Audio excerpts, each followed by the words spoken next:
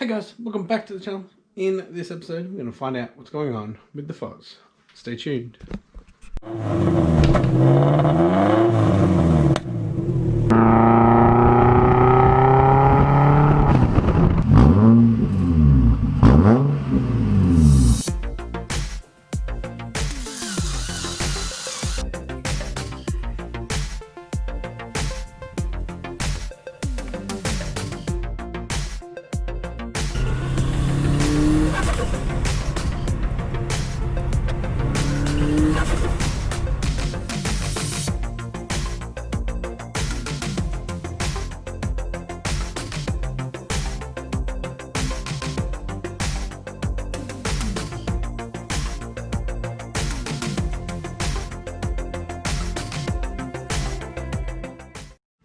Thanks for tuning in, guys. If you haven't yet, please hit that subscribe button and the post notification bell. If you do like this episode, make sure you leave a thumbs up for me. That being said, let's get into it. Alright guys, so you saw last episode, if you tuned in last time, it was running pretty rough after putting the injectors in and even doing the scaling and whatnot. What I'm thinking now, because of my last log, the timing was all over the place, trying to hold a 12 degrees. It was just up and down, up and down. I think we have a misfire, and I reckon Mackenzie said that this morning. I reckon he does think that as well. So I'm guessing it's the front one down here. Did have some problems with that coil, actually coil unplug a little while ago, and it just went away. So maybe I've knocked it or something when I've done the injectors and it's playing up. But we're going to get the spark plugs out. I have ordered new spark plugs, the Iridium ones, NGK Iridium. They are coming from Queensland, same places where my 4-bar MAF sensor is coming from. When I ordered the 4-bar MAF sensor, and it took them about a week to get back to me saying that they're discontinued. So they put up a couple of links to other 4-bars, and there was an Omni one that you have, Michael, that you sent the details to me a little while ago, or I saw that a little while ago from you. So I'm getting that one. So hopefully the spark plugs and 4-bar come this coming week. I can get them in, and I need to get these ones out. I don't think I gapped them right. I think I left them when I got them, and I think, yeah, I got the 1.1 mil, when with the turbo it should be down to 0.7, 0.8.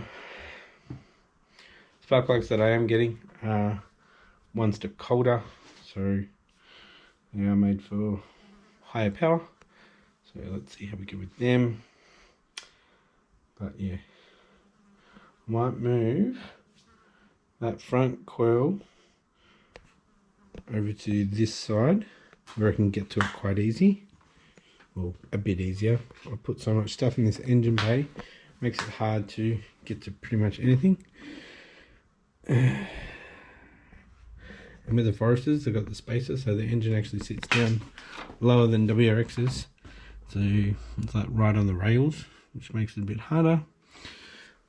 A few times that I have changed the spark plugs, I actually accessed them from underneath. And now I've got turbo stuff down there.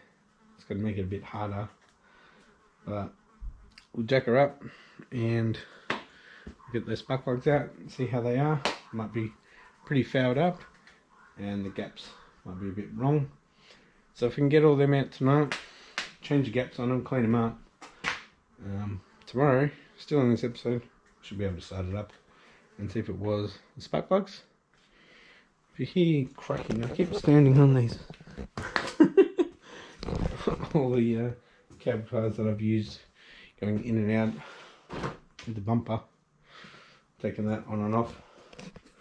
Alright, let's jack her up and see if we can't get these damn spark plugs out.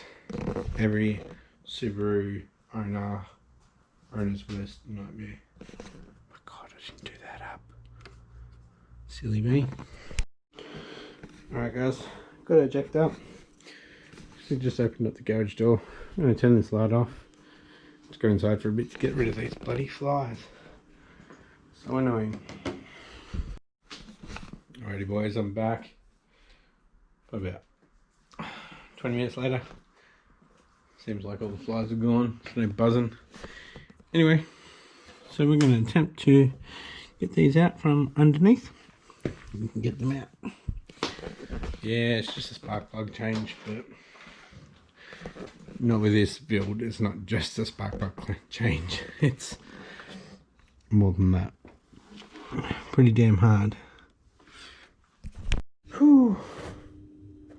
Half hour later, and finally got the first one out. Look how black that is, and the gap definitely isn't right.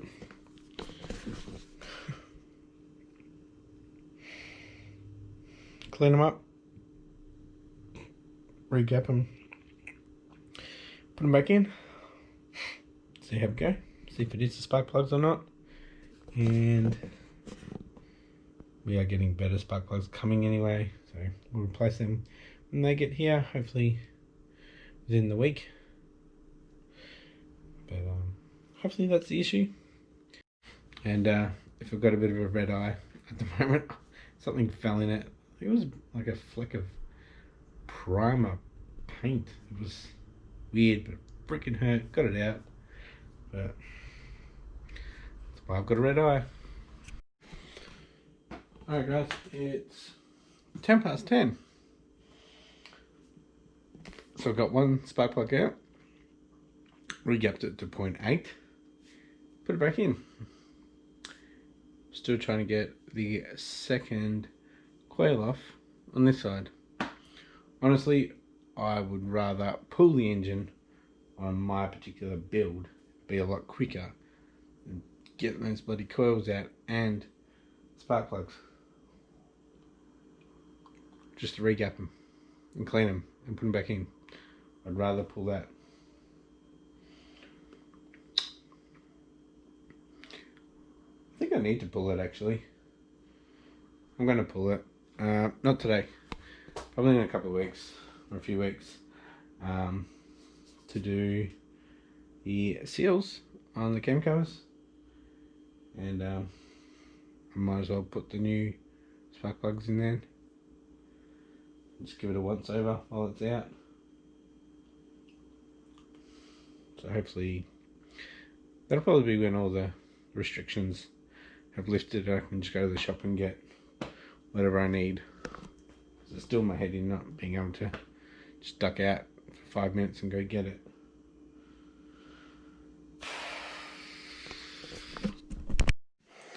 Alright guys, I can't get the coil from the back here.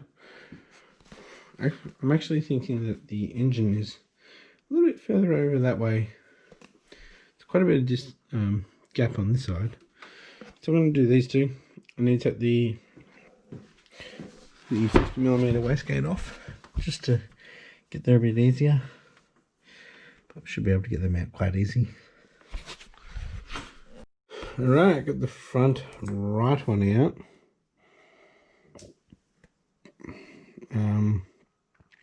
It took like 2 minutes.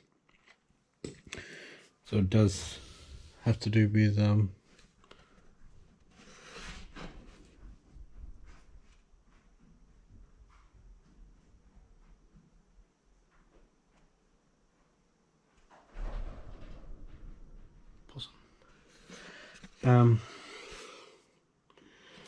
bigger gap on this side than that side.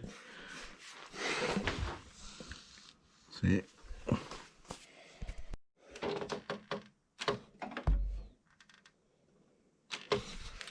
Yep. 2 o'clock in the morning. I just finished spark plugs and the coils. It's my most hated thing on this car is doing plugs and coils. This rear one on this side, I reckon that was the majority of the time. Like, seriously, like 4 hours. Couldn't get the coil out because it was too close to the rail. Then I couldn't get my spark plug socket out. I had an extension on it and I couldn't get those apart to get them out separately. Oh, still my head in. 3 of the plugs.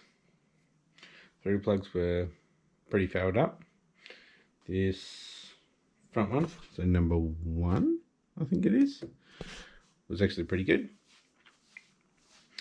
I swapped over the coils on that side, so front to back, just in case if something was wrong with that back one.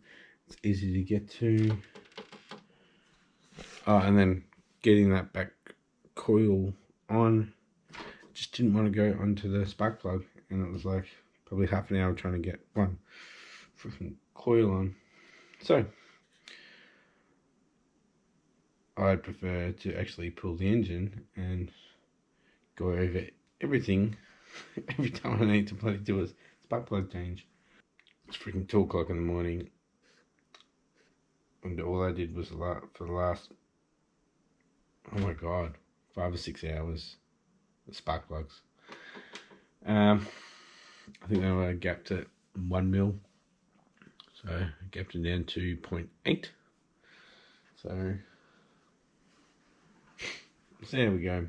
I don't think anything will change, but we'll start it up tomorrow, or today technically, and see if it's made any difference.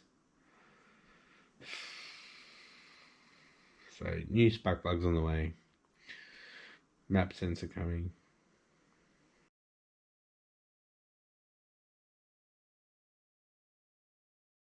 Alrighty guys, I'm back. It's 10 past 1 on Sunday afternoon. Pretty sure I had nightmares about spark plugs last night. I'm guessing nothing's going to change. Might have to play around with the computer a bit, with the calculations there with the injector flow. But I'll get her off the jack stands, and I'll open up the garage door and start her up. Alright guys, so I don't know if I showed you or told you, the 3 spark plugs, so 2 on this side and the back one, were, say, they were wet. So I don't know if it didn't smell like fuel. I'm pretty sure it was oil. This number 1 here was actually good. It was the only one that was different, but it's also the injector that's being read for the pulse width and the latency. So that one's working. I know that one's working. It does sound like it's running on 3, so let's start it up and see how we go. Alright.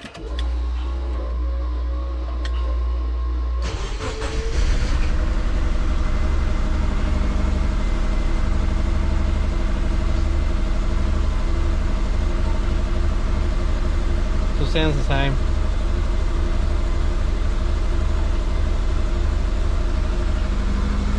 No?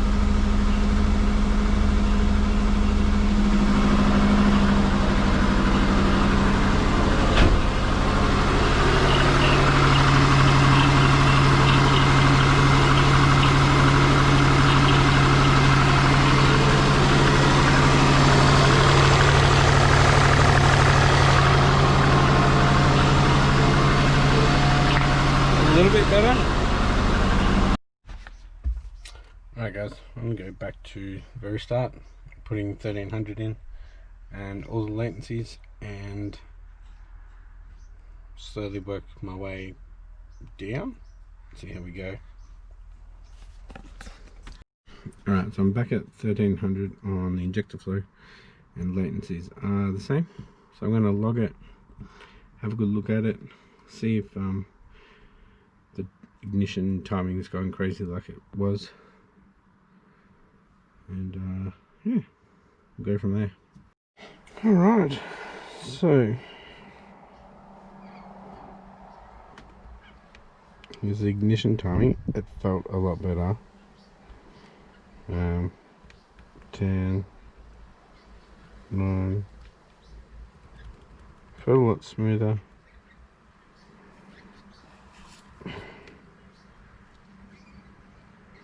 And what are we? 0.7,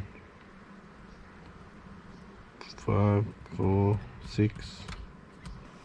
The max it got away was 10% over. Minimum 7 under. But I've also got corrections at 12%.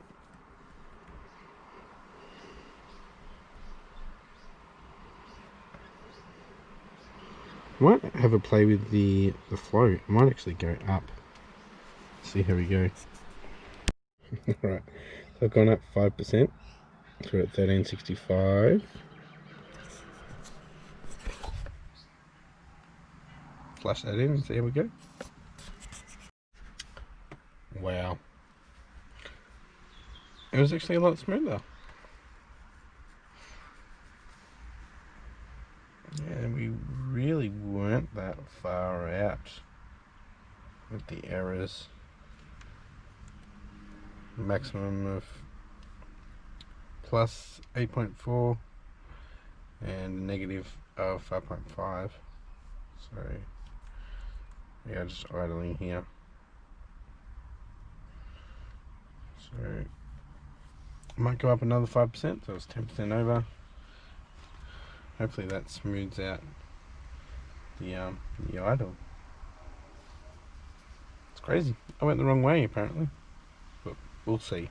That was even smoother again. I'll grab a look in the logging. Open. So at the moment I'm just looking at the ignition. It was so much smoother. I think we're losing, running out of pump. So I was looking at the fuel pressure gauge and it was moving around quite a bit, so I think we might be nearly, I think we're done. But yeah, look at that, it's just hovering around the 12, so 14, whoops. Yeah, it was so much smoother. So errors,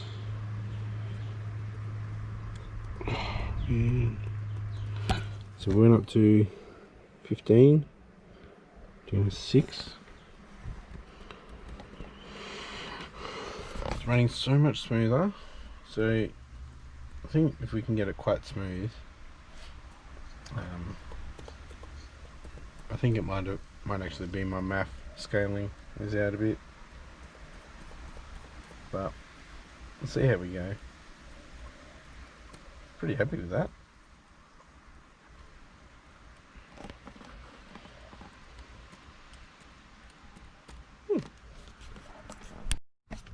Alright guys, so one of the logging parameters that I used was from open loop to, or closed loop to open loop fueling, and it shows you the stages. So it was actually in warm up, so from 7 to 8 they actually got those really bad corrections, but after that, seriously, it's pretty damn close. So I'm going to do another log, and if it's still in 7 I won't start logging.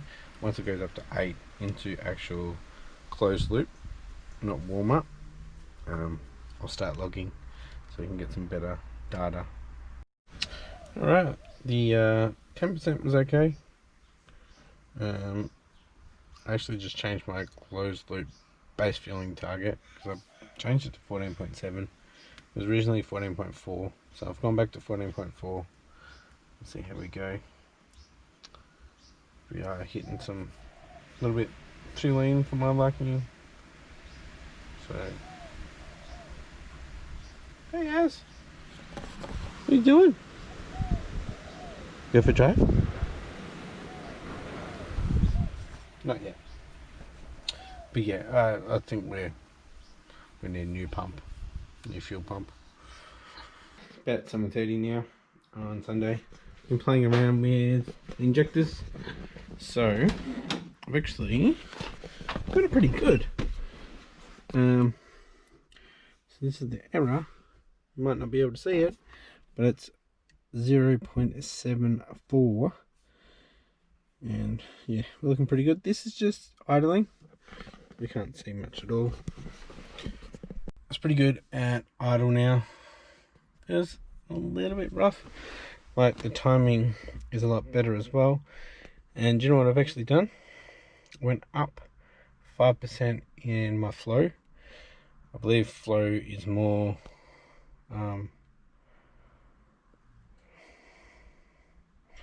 more when you're actually driving. Latency affects more when you're idling. And with the latency, I've actually gone up to 17% over recommended on my data sheet, and it's pretty damn close. So I'm pretty happy there. Unfortunately, I can't get out and go for a drive now. Both the cars in the driveway as well, and it's getting late. So I'll have to say that for a couple of days. I'm working tomorrow, so I'll be able to take for a drive tomorrow, as I do after work. So yeah, we are making progress. So yeah, it was just a matter of playing around, and they say on the data sheet it's plus or minus, 0.25. So I decided to go plus this time because negative went really bad, and it's working out for me. So slowly getting there, boys. I'll show you some other things, like we can't see that at all.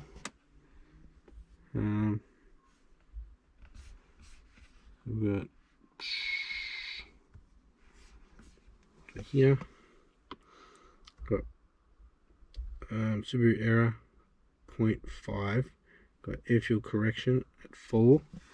So I'm trying to stay within 5%, and overall the highest I got to was 5.47. So I was pretty happy with that. This is timing. What the highest I went to was 20 when I blipped the accelerator to bring the idle down. So it went up, drop back down. Wasn't too bad. Yeah, we're getting there. Pretty happy. So I'm going to finish this episode here, guys. If you like what you saw, give it a thumbs up, and if you haven't yet, please hit that subscribe button and the post notification bell, and I'll catch you next episode. Bye.